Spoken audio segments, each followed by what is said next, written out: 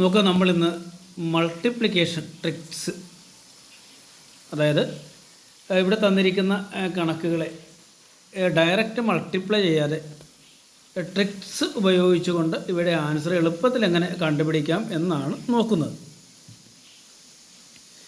അപ്പോൾ ഇങ്ങനെയുള്ള ക്വസ്റ്റ്യൻസൊക്കെ നിങ്ങൾക്ക് പരീക്ഷയ്ക്ക് PSC പോലുള്ള പരീക്ഷകൾക്കൊക്കെ വരും.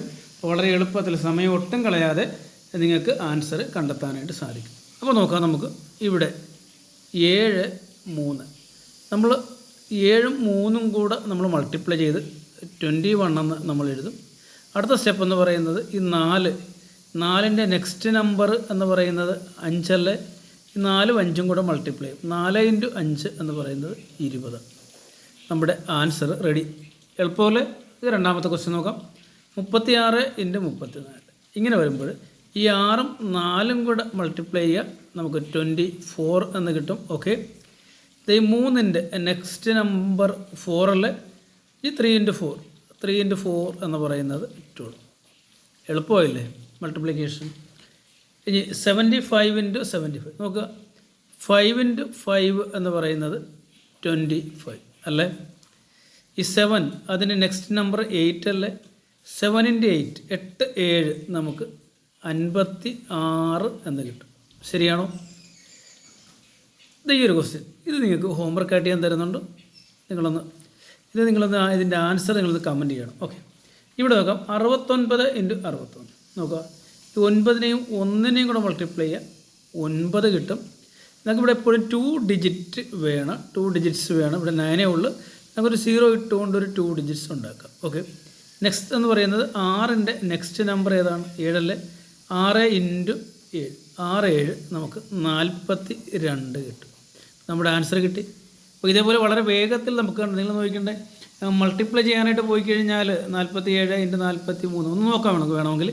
ഈ 47 × 43 ഒന്നാമത്തെ ക്വസ്റ്റ്യൻ ഒന്ന് മൾട്ടിപ്ലൈ ചെയ്ത് നോക്കാം. 47 × 43 അല്ലേ.